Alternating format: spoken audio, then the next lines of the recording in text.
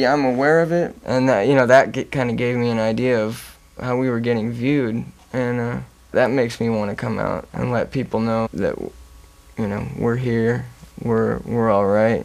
The band was having troubles, and we kind of split apart for a while. I guess people kind of, the same people who put you on the pedestal are just dying to fucking tear you down and write about it first, you know. And that wasn't happening with me, you know. The guy who's supposed to fall down and be at death's bed and, I don't know, doing whatever people wanted to think I was doing, that guy was, you know, making records and getting his artwork into gallery shows. I was doing what people didn't expect, you know. I was working, and if people want to interview me or talk to me, that's, I want to tell them, you know, that's what I'm doing.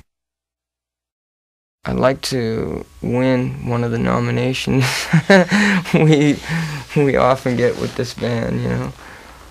I'd like to be able to walk up on stage and thank the people that I owe thanks to, and, you know, walk away with that award. That's something I'd like to do. I've written a lot of music for a project that I've been trying to get off the ground. Write and record and produce my own record and play all the instruments. And I started and I kind of quit halfway through, and I think I'm gonna get back to that and finish that. And I want to write a book, which I've been working on for a long time, for about 5 years now. You know, I want to put that together and make that a reality. For right now, that's it. In the lyrics, we deal with a lot of painful issues without getting too specific, you know, just kind of hitting more on feelings. And we found that a lot of people approached us and they experience those same feelings, and they identify with it as almost to the point of where they, you know, are certain that that song was written for them or about them. And sometimes, you know, their situation is completely in another ballpark from, you know, the situation that was in mine or Jerry's mind when we wrote, you know, these lyrics. But that's kind of our idea, is keep them loose enough to allow others to apply it to their story, to their lives, you know. We've taken some painful feelings and pulled them out of people and made it sound beautiful and make it easier for that person to deal with those memories or those feelings.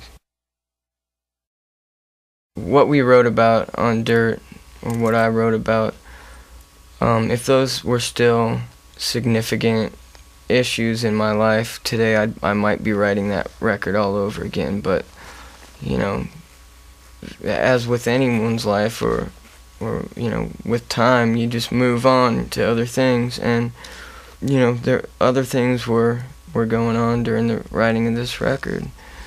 And I think just the friction and the energy and the outside pecking at us to get going and get moving on this record gave us the inspiration to kind of lash out and in a proper way. We kept this record really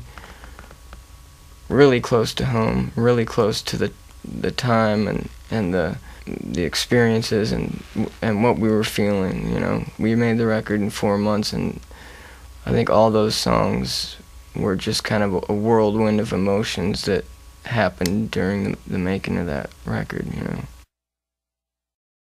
I would be singing, I would hear my voice doing something that I thought I could accomplish with some of the stuff I had at home, like my pig nose guitar amp, a crate guitar amp, Jimi Hendrix fuzz face effects box, and a flanger and a phase shifter, you know, a wah-wah. I used a wah-wah during some of it. And just tried a lot of different guitar effects. The producer found this microphone for $15 at a pawn shop. It was this plastic, you know, a AA battery operated square mic, like the Elvis type, mic, and it was totally distorted, sounded like an AM radio thing, and you couldn't sing too loud in it because it just sounded like it was gonna blow. If you'd stand way back from that and hook that into the